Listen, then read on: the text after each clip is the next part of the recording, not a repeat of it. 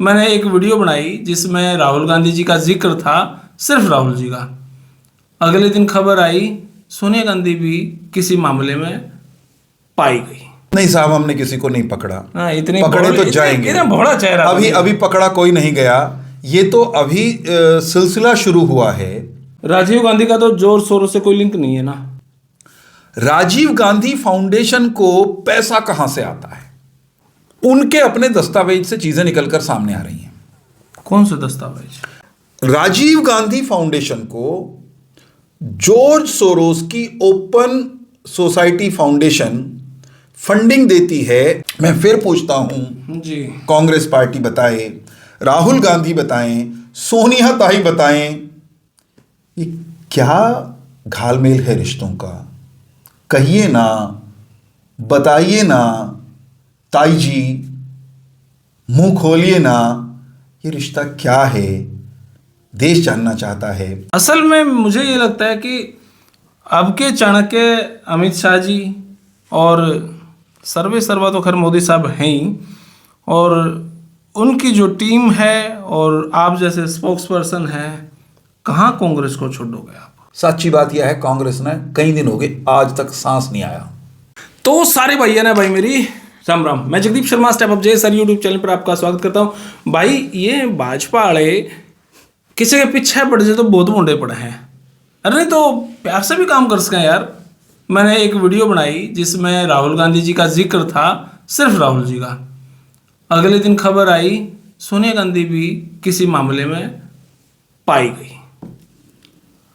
अब हद पार होगी, राजीव गांधी तक बात चली गई। बेटा, माँ और अब बाप। हमारे साथ हैं प्रोफेसर वीरेंद्र चौहान जी। सर नमस्कार, प्रणाम, जय हिंद। जी नमस्ते, प्रणाम, वंदे मातरम। सर मतलब आप पूरे दादा परदादा और पता नहीं कहाँ तक पहुँच जाओगे। अभी राजीव गांधी का मामला क्या है? राजीव गांधी पता नहीं मतलब क्या विषय, अभी तीसरा पकड़ लिया, बेटा, माँ और अब बाप। नहीं साहब, हमने किसी को नहीं पकड़ा। हाँ, इतनी पकड़े तो जाएंगे। भोला चेहरा अभी पकड़ा कोई नहीं गया। ये तो अभी सिलसिला शुरू हुआ है। परतें उधेड़ने का क्रम शुरू हुआ है, पर्दा उठना शुरू हुआ है, और बात निकली है तो जगदीप भाई पक्के तौर पर दूर तलक जाएगी।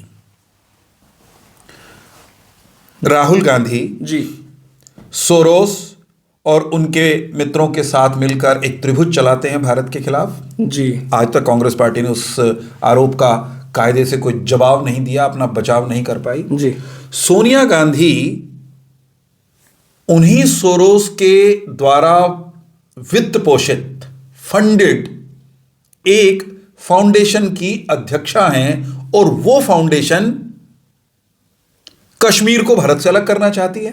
ठीक है। हमने आरोप लगाया, दस्तावेज के साथ लगाया, तथ्यों के आधार पर लगाया। सच्ची बात यह है, कांग्रेस ने कई दिन हो गए आज तक सांस नहीं आया। अब जो राजीव गांधी की बात है, राजीव गांधी का तो जोर शोरों से कोई लिंक नहीं है ना। राजीव गांधी का तो नहीं है, कम से कम मेरे पास तो प्रमाण नहीं है अभी तक तो नहीं।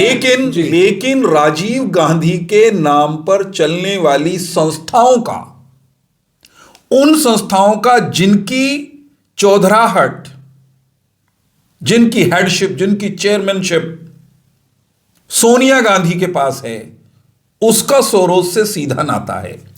और इसीलिए हमको राजीव गांधी, आप कह रहे हैं कि अब राजीव गांधी तक पहुंच गए। हम राजीव गांधी तक नहीं पहुंचे, राजीव गांधी फाउंडेशन तक पहुंचे हैं, जो कि कांग्रेस पार्टी या गांधी परिवार की एक फाउंडेशन है। सैकड़ों हजारों करोड़ का काम करती है। उसको अलग अलग सोर्सेज से फंड्स आते हैं, और उन फंड्स का मुझको ऐसा लगता है कि कांग्रेस पार्टी और उसका राज परिवार मनमाने ढंग से इस्तेमाल भी करता है। राजीव गांधी फाउंडेशन को पैसा कहां से आता है? अब यह बात सतह पर आ रही है धीरे धीरे, और मैं नहीं कह रहा, मैं नहीं लेकर आया, उनके अपने दस्तावेज से चीजें निकलकर सामने आ रही हैं। कौन से दस्तावेज? राजीव गांधी फाउंडेशन के अपने डॉक्यूमेंट्स को जब उनकी पड़ताल की गई पिछले कुछ वर्षों की, तो पता चला कि साहब ये राजीव गांधी फाउंडेशन, जिसकी मुखिया सोनिया जी हैं, राजीव गांधी फाउंडेशन को भी सीधे तौर पर और अप्रत्यक्ष रूप से जॉर्ज सोरोस की ओपन सोसाइटी फाउंडेशन वो पैसा दे रही है। अब ये सोरोस कौन है मुझे बताने की जरूरत नहीं। सोरोस भारत को तोड़ने के सपने देखने वाला, सोरोस भारत में बिखराव देखने के सपने देखने वाला, सोरोस भारत को खंडित कर कश्मीर को अलग देश के रूप में देखने वाली संस्थाओं को पालने वाला भारत विरोधी तत्व। राजीव गांधी फाउंडेशन को जॉर्ज सोरोस की ओपन सोसाइटी फाउंडेशन फंडिंग देती है दो तरीके से, उसके प्रमाण सामने हैं जी। एक, राजीव गांधी चैरिटेबल ट्रस्ट एक और संस्था है जिसकी मुखिया, जिसके कर्ता धर्ता फिर सोनिया जी। अभी आप दूसरी बात कर रहे हैं, हाँ, चैरिटेबल ट्रस्ट। हाँ, मैं राजीव गांधी फाउंडेशन की बात नहीं कर रहा, वो अलग था। राजीव गांधी फाउंडेशन अलग है, हाँ, और चैरिटेबल ट्रस्ट अलग है। जी जी जी, दो चीजें। तो राजीव सोरोस जो है जी, वो सीधा सीधा नहीं देता। ठीक है, सोरोस घुमा घुमा के कई डालते पाड़ा है इनने। सोरोस राजीव गांधी फाउंडेशन को, और राजीव गांधी के नाम से ही इनकी एक परियोजना चलती है महिलाओं के कल्याण के लिए काम करने के नाम पे जी। उन दोनों को सोरोस की ओपन सोसाइटी फाउंडेशन पैसा देती है, ठीक है, और वही सोसाइटी एक और इंटरनेशनल फाउंडेशन को फंडिंग देती है। वहां से पैसा आगे चलकर आता है एक और संस्था जिसको हर्षमंदर चलाते हैं।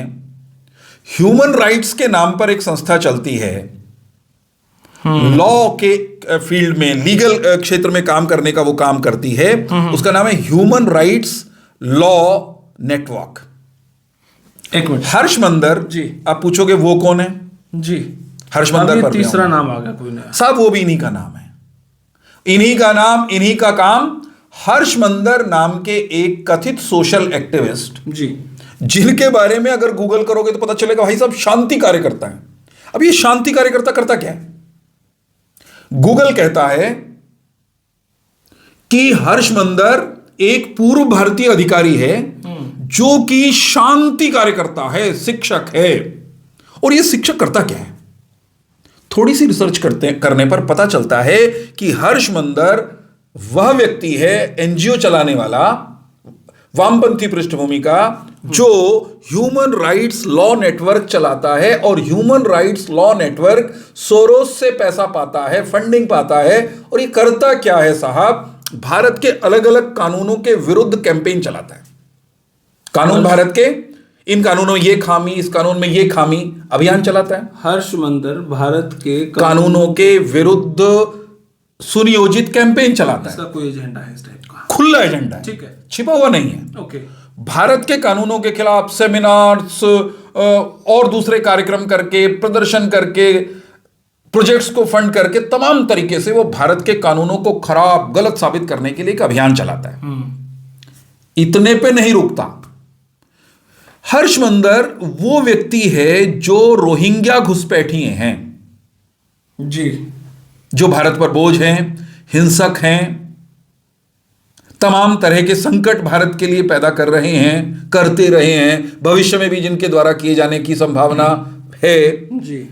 रोहिंग्याओं के अधिकारों के लिए रोहिंग्याओं की मदद होनी चाहिए, उनके खिलाफ भारत की सरकार कुछ ना करे, उनके लिए अदालत में जाकर खड़े होने वाले कौन लोग हैं? वो हर्षमंदर के बंदे हैं, उनको सपोर्ट हर्षमंदर करता है। तो जो लोग भारत के विरुद्ध हैं उनको हर्षमंदर की एनजीओ के मार्फत फंडिंग सोरोस करता है। वही सोरोस राजीव गांधी ट्रस्ट को भी फंडिंग कर रहा है। और फिर हम तो यही जानना चाहते हैं साहब, ये रिश्ता क्या है? आखिर ये रिश्ता क्या है, या ये रिश्ता क्या कहलाता है? ये सोनिया ताई को बताना पड़ेगा। हर्षमंदर वो व्यक्ति है साहेब जो सोनिया गांधी जब रिमोट से मनमोहन सिंह की सरकार चलाती थी, आपको याद है? सुना तो होगा, मैंने फिल्म देखी है, एक्सीडेंटल प्राइम मिनिस्टर। हाँ, accidental prime minister Manmohan Singh की सरकार को किसी संवैधानिक पद पर न होते हुए भी रिमोट कंट्रोल से जब सोनिया ताई नचाती थी, चलाती थी, कठपुतली के खेल की तरह तारें खींचती थी उसकी, तो उसके लिए एक नेटवर्क बना रखा था, एक इंस्टीट्यूशन क्रिएट किया था, अनकॉन्स्टिट्यूशनल भी कह सकते हैं उसको, उसका नाम था नेशनल एडवाइजरी काउंसिल। उसमें इनके कुछ वामपंथी और कांग्रेसी मध्यमार्गी इनके सपोर्टर्स थे, और वो बैठ करके इस देश में हिंदुओं के खिलाफ क्या कानून बन सकता है, इस देश में कांग्रेस के एजेंडे को, भारत विरोधी एजेंडे को आगे कैसे बढ़ाया जा सकता है, सनातन को कैसे बदनाम किया जा सकता है, विदेशी एजेंडे के हिसाब से भारत को कैसे डिस्टर्ब किया जा सकता है, वो मुलम्मा चढ़ा चढ़ा के नीतियां, कार्यक्रम, कानून बनाया करते थे। तो एनएसी का मेंबर भी यही हर्षमंदर बना रखा था। मतलब सोनिया गांधी जी, एक तरफ डायरेक्ट सोरोस से जुड़ी हुई हैं, ठीक है, सोनिया गांधी दूसरी तरफ सोरोस के दूसरे बंदे से इनडायरेक्टली हर्षमंदर से जुड़ी हुई ठीक हैं, है। और हिम्मत इतनी कि विदेशी पैसे से, उस विदेशी पैसे से जिसका खुला एजेंडा भारत को डिस्टर्ब करना है, फंड, उस पैसे के दम पर हर्षमंदर जैसों को, उनकी ऑर्गेनाइजेशन को पालती रही सोनिया गांधी, उनको सपोर्ट करती रही। और मैं जो हिम्मत की बात कर रहा हूं, हिम्मत और दुस्साहस इतना कि विदेशी पैसे से भारत के खिलाफ काम करने वाला हर्षमंदर केवल एक एनजीओ के रूप में काम नहीं करता, उसको नॉन गवर्नमेंटल ऑर्गेनाइजेशन रह जाए, भारत में काम तो करता है जी, सरकारी संस्था नहीं है, गैर सरकारी है, इतने तक रहने नहीं दिया, सरकार का, लगभग सरकार का हिस्सा बना दिया सोनिया गांधी ने। The man Harsh Mander was appointed as a member of National Advisory Council। मैं फिर पूछता हूं जी, कांग्रेस पार्टी बताए, राहुल गांधी बताएं, सोनिया ताई बताएं, ये क्या घालमेल है रिश्तों का? कहिए ना, बताइए ना ताई जी, मुंह खोलिए ना, ये रिश्ता क्या है? देश जानना चाहता है ये रिश्ता क्या कहलाता है। भारतीय जनता पार्टी का हमारा आरोप ये है कि सोनिया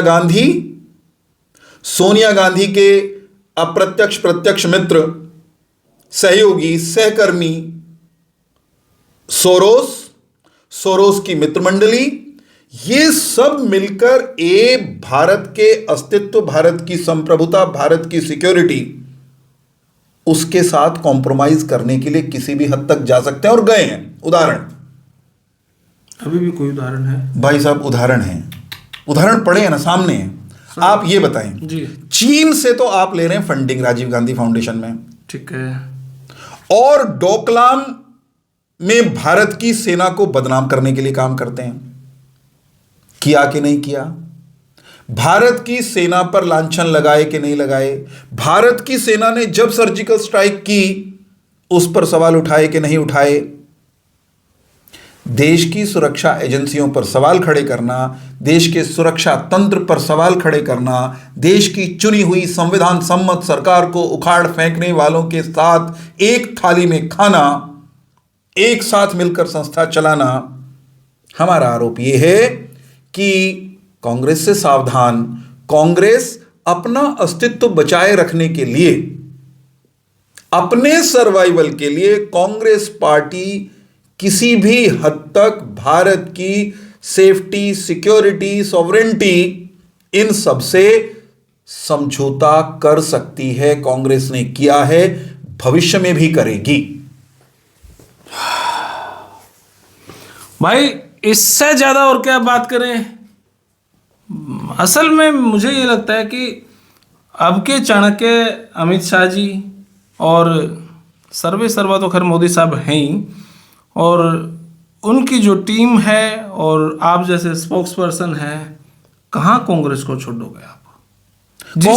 कांग्रेस को छोड़ा भी नहीं जाना चाहिए। मैं ये कह रहा हूं, गजब का चरित्र नहीं है क्या? मेरे मन में एक बात और आ रही है चलते चलते जी। हर दिन भारत के उद्योगपतियों को, भारत के वेल्थ क्रिएटर्स को, जॉब क्रिएटर्स को, कभी बाबा रामदेव जी को, कभी अन्य लोगों को निशाने पर जो लेकर आती है कांग्रेस पार्टी और उसके मित्र, उनको कैपिटलिस्ट बताते हैं ना, ओ पैसे वाले, ये तो पैसे वालों के दोस्त हैं जी, यही कहते हैं ना जी। अरे भाई, भारत के पैसे वालों से तो तुम्हें घिन आती है, भारत के पैसे वाले तो तुम्हें दुश्मन दिखाई देते हैं। उद्योगपति तो यही हुआ ना जी।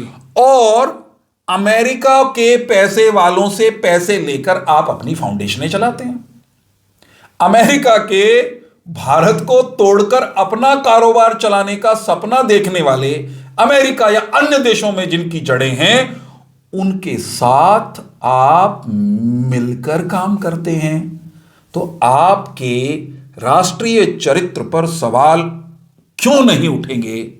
आपको इन सारे सवालों के जवाब देने ही पड़ेंगे। देश जानना चाहता है, फिर से कहूंगा, ये रिश्ता क्या कहलाता है। तो भाई हमारे साथ प्रोफेसर वीरेंद्र चौहान जी जिस तरीके से बखियां उधेड़ने पे लगे हुए हैं, और जिस तरीके से राहुल गांधी जी, उसके बाद सोनिया गांधी जी, अब राजीव गांधी जी चैरिटेबल ट्रस्ट और राजीव गांधी फाउंडेशन पर जहां से पैसा आ रहा है, डायरेक्ट सोरोस से ना होते हुए सोरोस के बाईपास से जैसे जैसे पैसा आ रहा है, और उन कंपनियों का लिंक जिन व्यक्तियों के साथ है, और जिस तरीके से वो कांग्रेस से जुड़े हुए हैं, और उनके जो नए नए एजेंडे हैं, और वो पैसा भारत के किस किस जगह पे और कैसे कैसे लगाया जा रहा है, इस प्रकार की सूचनाएं जो अब जो मिल रही हैं, बड़ा कयामत चल रहा है। सर बहुत बहुत शुक्रिया। वो कुछ कहना चाह रहे थे आप? नहीं, मुझे हर्षमंदर की एक बात और याद आ गई। हर्षमंदर में हर्षित होने वाली कोई बात ही नहीं है। हर्षमंदर भारत के कानूनों के खिलाफ अभियान चलाता है जी। हर्षमंदर रोहिंग्याओं की मदद करता है, और उसके बाद हर्षमंदर एनएसी में बैठ के सोनिया गांधी की रिमोट से संचालित मनमोहन सिंह की सरकार में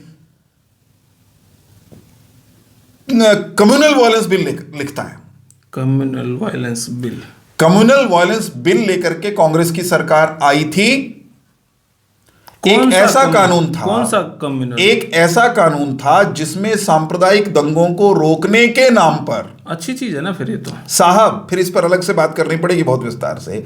सांप्रदायिक दंगों को रोकने के नाम पर एक कानून लाने की तैयारी उस समय की सरकार ने कर ली थी। उसको लिखने वाला हर्षमंदर था, और वो कानून सांप्रदायिक दंगों को रोकने के लिए नहीं, अपितु सनातनियों का, हिंदुओं का गला घोटने वाला कानून था। उनका गला घोटने के लिए रचा गया था, उसको ऐसे उसका तानाबाना बोला गया। क्या वो इस प्रकार का कानून तो नहीं था जो सुनने में आया? एक बार मेरे को सुनने में आया था कि अल्पसंख्यक जिनको बोलते हैं, जैसे मुस्लिम है, मुस्लिम समुदाय का कोई व्यक्ति कुछ भी गलत करे हिंदू के ऊपर तो केस हिंदू के ऊपर लगेगा। क्या इस प्रकार का कोई कानून? वो कानून इसी तरह से डिजाइन किया गया था कि कहीं भी कोई सांप्रदायिक दंगा हो, कुल मिलाकर के दोष बहुसंख्यक के ऊपर, बहुसंख्यक यानी हिंदू समाज के ऊपर। भाई ये बात सुनने में आई थी, अब ये बात की चर्चा यहाँ से चली है, तो चलो नेक्स्ट टाइम पे ये हमारे लिए विषय है और इस पे पूरी चर्चा होगी। आपने ये वीडियो किसी लगी भाई, मैं पहले कहूँ, जिसने मेरा चैनल पसंद है देखो, जिसने नहीं पसंद है बिल्कुल ना देखो। आपने हो सकता है डीजे पसंद हो यार, मैं कोई धक्का थोड़ी ना कर सकूँ। फिलहाल ये वीडियो इतनी है, और आपने किसी लगी कमेंट बॉक्स में राय दें, और तब तक के लिए धन्यवाद। जय हिंद, भारत माता की जय हो, जय भोलेनाथ, जय श्री राम।